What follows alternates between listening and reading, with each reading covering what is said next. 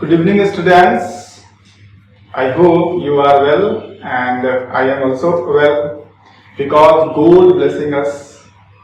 Okay, we have no worried because God with us. Okay, so today we will discuss about the chemistry.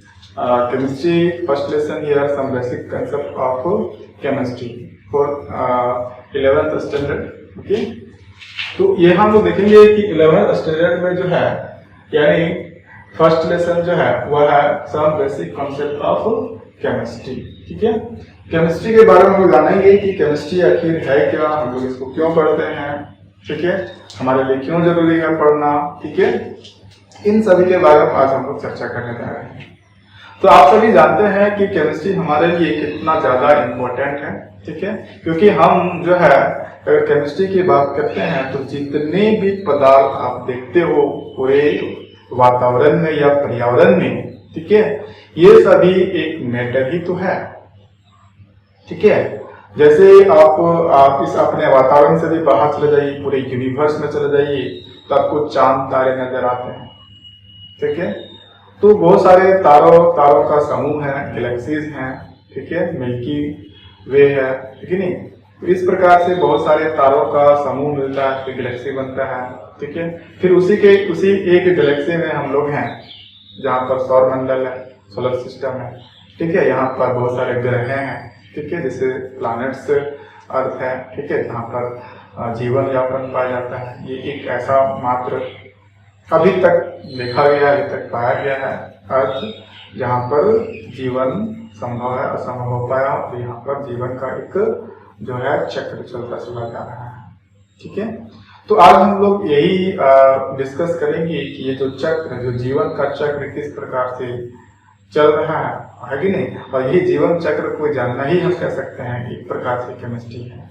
यानी matter का अध्ययन करना, पदार्थों का अध्ययन करना ही केमिस्ट्री है. ठीक है, एटम्स एंड मॉलिक्यूल्स का अध्ययन करना केमिस्ट्री है. हम कह सकते हैं कि all thing around us are known as chemicals and their study is known as chemistry.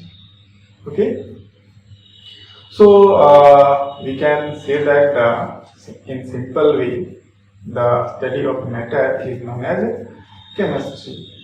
Okay, that means a study of chemicals. Okay, so today we will discuss about the introduction of chemistry and some importance of chemistry.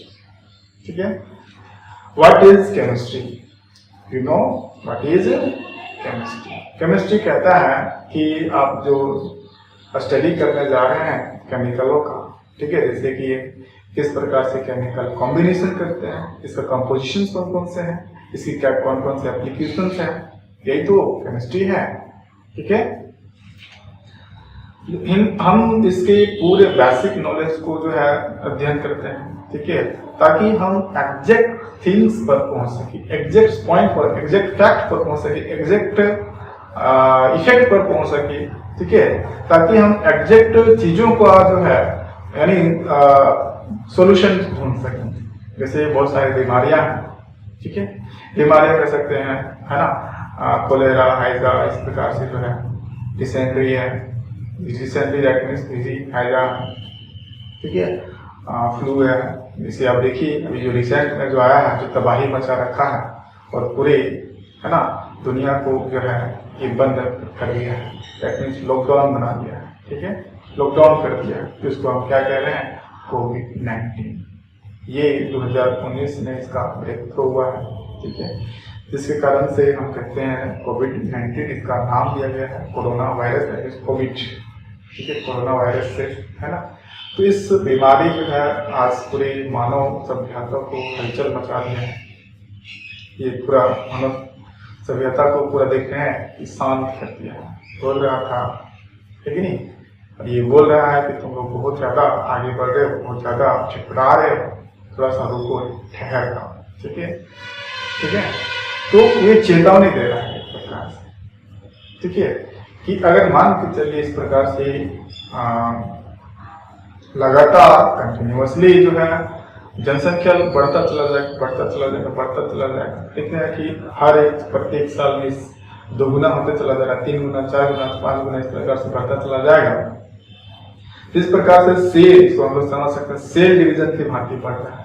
ठीक है, 2 से 1 से 2 हो जाता है, 2 से 4, 4 से 8, 8 से इस तरह से 16, 16 से 32, 64 इस प्रकार से जो सेल डिवाइड करके चला जाता है। उसी प्रकार से हमारा मानव का जो है जनसंख्या बहुत तेजी से बढ़ते चला जा रहा है। और हम क्या कर सकते हैं, जैसे जैसे हमारा जनसंख्या बढ़ते चला जा रहा है, दूसरे जीवों को हम नष्ट करते चले जा रहे हैं। जैसे हम कह सकते हैं प्लांट किंगडम, एनिमल किंगडम, सभी को हम क्या करते चले जाए, अपने आवश्यकता की पूर्ति के लिए जो है सभी को नष्ट करते चले जा रहे हैं। जैसे फॉरेस्ट को डिफॉरेस्टेशन कर रहे हैं, ठीक है, एनिमल्स को हम क्या कर रहे हैं, यानी भोजन के रूप में उपयोग कर रहे हैं। ठीक है, धीरे धीरे ये जो बहुत सारे एनिमल्स जो हैं विलुप्त होते चले जा रहे हैं। ठीक है, तो ये जो है इसका जो है एक्सटेंशन जो है देख रहे हैं खत्म होता चला जा रहा है। ठीक है, तो हम इसी चीज के बारे में तो हम लोग अध्ययन करने जा रहे हैं कि केमिस्ट्री जो है हमारे लिए किस प्रकार से इम्पोर्टेंस है। देखिए, दवाइयों के क्षेत्र की बात करते हैं, बहुत सारे मेडिसिन बनाते हैं। ठीक है, इसमें बहुत सारे पेड़ पौधे जड़ी बूटी के रूप में आता है, फिर उसको हम लोग एक्सट्रैक्शन करते हैं, फिर इसके आइसोलेट करते हैं, फिर जाकर के हम इसका मेडिसिन के रूप में उपयोग करते हैं। फिर हम देखते हैं ये मेडिसिन के क्षेत्र में बहुत सारे बीमारियों को ठीक करता है। ठीक है, फिर हम लोग देखते हैं कि मान के चलिए मेडिसिन दवाइयाँ हैं। ठीक है, उसके बाद आप जैसे घरों में आते हैं, बहुत सारे चींटियाँ दीमक हैं, उसके लिए दवा का प्रयोग करते हैं। फिर आप फर्टिलाइजर के रूप में एग्रीकल्चर के क्षेत्र में चले जाइए। ठीक है, एग्रीकल्चर के यूरिया बनाते हैं। ठीक है, DAP बनाते हैं, फॉस्फेट बनाते हैं, पोटास बनाते हैं। ठीक है, इस प्रकार से विभिन्न प्रकार के फर्टिलाइजर्स को हम लोग बनाते हैं और उपयोग करते हैं। फिर उसके लिए हम लोग इंसेक्टिसाइड या पेस्टिसाइड यानी स्प्रिंकलर दवाइयों का निर्माण करते हैं। ठीक है, तो हम देख रहे हैं कि हमारे एग्रीकल्चर में भी केमिस्ट्री का क्या रोल है। ठीक है, फिर आप देखिए भोजन के रूप में देखिए। ठीक है, भोजन में जैसे आप चावल खाते हैं, कार्बोहाइड्रेट है, प्रोटीन है, विटामिन है। ठीक है, मिल्क भी इसमें देखिए प्रोटीन, विटामिन, लैक्टोबैसिलस बैक्टीरिया है। ठीक है, यही तो इसी के बारे में अध्ययन करना, कौन सा चीज में क्या पाया जाता है। ठीक है, ये किन किन चीजों से बना हुआ है, इसी का अध्ययन करना ही तो केमिस्ट्री है। ठीक है, फिर अब देखिए वाटर, जैसे वाटर में देखते हैं पानी है, पानी हम उपयोग करते हैं पीने के योग्य, पीने के लिए हम लोग यूज करते हैं। ठीक है, फिर देखिए ये मार्कर है। ठीक है, ये मार्कर में भी क्या है, ये तो केमिकल ही बना हुआ है, ये पूरे मार्कर ही केमिकल से बना हुआ है। Matter is called chemical. ठीक है, मैटर इज कॉल्ड केमिकल, है कि नहीं। जितने व्हीकल्स हैं, ठीक है, ऑयल्स वगैरह, पेट्रोलियम है, कोयला है, पेट्रोल, डीजल, कार्बन, कार्कोल, है ना, आयरन। ठीक है, बहुत सारे एलिमेंट्स हैं, copper, gold, okay, silver, okay, zinc, ठीक है, आयरन, इस प्रकार से बहुत सारे ये सभी तो मैटर है, केमिकल से ही तो है। ठीक है, फिर और इसका क्षेत्र देखिए, बहुत ज्यादा क्षेत्र देखने को मिलेगा। देखेंगे हम लोग मेडिसिन, एग्रीकल्चर हो गया आपका, फिर जाकर के घरों में यूज करते हैं भोजन के रूप में। फिर इसका देखिए दरवाजा पेंट करते हैं। ठीक है, बल्ब बनाते हैं, ठीक है नहीं, जूता बनाते हैं, मोजा बनाते हैं, कपड़े लेकर ये सभी केमिकल से बना हुआ है। ठीक है नहीं, तो हम उसका तरह सिंथेटिक भी बनता है और नेचुरल भी होता है, जैसे सिल्क वगैरह जो होता है, फिर इसको नेचुरली उसको तैयार करते हैं, फिर सिंथेटिक रूप से भी तैयार कर देते हैं। ठीक है, all things in the universe that can exist is a matter that are called chemicals. Okay, ऋणी का अध्ययन को ही हम क्या कहते हैं, the study of that is known as chemistry. Okay, so आइए हम लोग देखते हैं, एक साइंटिस्ट का नाम में लिखा था, है ना, रॉल्फ हॉफमैन। रॉल्फ हॉफमैन ने क्या कहा, इसको समझिए। तो हमने देखा कि some basic concept of chemistry, यही चैप्टर का नाम फर्स्ट लेसन में है। ठीक है, ये कॉन्सेप्ट के बारे में जानते हैं। सबसे पहले जो है इस साइंटिस्ट ने क्या कहा है, बहुत ही अच्छा डेफिनेशन दिया है, बहुत ही सुंदर डेफिनेशन दिया है जो आपको ये आपके दिमाग में इंप्रेस कर जाएगा। ठीक है, देखिए कैसे इंप्रेस करता है। Chemistry is the science of molecules. Molecules आप हिंदी में अणु कहते हो। ठीक है, मॉलिक्यूल जैसे वाटर मॉलिक्यूल, H2O जैसे कहते हैं। कहता है कि मॉलिक्यूलों का ही साइंस है, ये विज्ञान कर रहा है कि अणुओं का विज्ञान है केमिस्ट्री, एंड देयर ट्रांसफॉर्मेशन, और यही मॉलिक्यूल्स इस प्रकार से रिएक्शन करके ट्रांसफॉर्म कर जाते हैं। ठीक है, इसी ट्रांसफॉर्मेशन का अध्ययन को हम क्या कह देंगे, केमिस्ट्री कहेंगे। ठीक है कि नहीं? तो ये जो है मॉलिक्यूल्स कैसे कंबाइन कर रहा है, यही तो ट्रांसफॉर्मेशन का कंबाइन, मतलब जैसे ही कंबाइन की बात कर दी है और ये क्या करेगा, एक दूसरे से रिएक्शन करेगा, यानी संयोग करेगा और रिएक्शन करके प्रोडक्ट उत्पाद का निर्माण करेगा। ठीक है, तभी तो जाकर के एक नया पदार्थ का निर्माण होगा, मतलब एक रूप से दूसरे रूप में ट्रांसफॉर्म हो गया। जैसे कि एग्जांपल की बात करते हैं कि जब हाइड्रोजन गैस एक अलग मॉलिक्यूल हो गया, ऑक्सीजन गैस एक अलग मॉलिक्यूल हो गया, ये दोनों आपस में कॉम्बिनेशन किए और ये अपना अपना आइडेंटिटी को खो दिया, और ये अपना आइडेंटिटी को लूज करने के बाद नया आइडेंटिटी बना लिया, और वो किस रूप में बना दिया, वाटर के रूप में बना लिया। और वाटर का इन दोनों के प्रॉपर्टी से एकदम भिन्न प्रॉपर्टी होगा, तो हम तभी कह सकते हैं कि नया प्रोडक्ट का निर्माण किया, और नया प्रोडक्ट ही यानी पुराने यानी रिएक्टेंट से ये ट्रांसफर होकर के ये नया प्रोडक्ट या नया पदार्थ का निर्माण किया। उसी का अध्ययन के बारे में कहा है रोल्स हॉफमैन ने, वही केमिस्ट्री है। ठीक है, फिर आगे उन्होंने क्या कहा है, it is the science not so much of the 100 elements. ये क्या कहते हैं कि यह एक साइंस है। ठीक है, ये कोई एलिमेंटों का संग्रह नहीं, हजारों या 100 है ना, 100 एलिमेंट का संग्रह नहीं है। केवल संग्रह कर देने से वो केमिकल्स नहीं बन जाते हैं।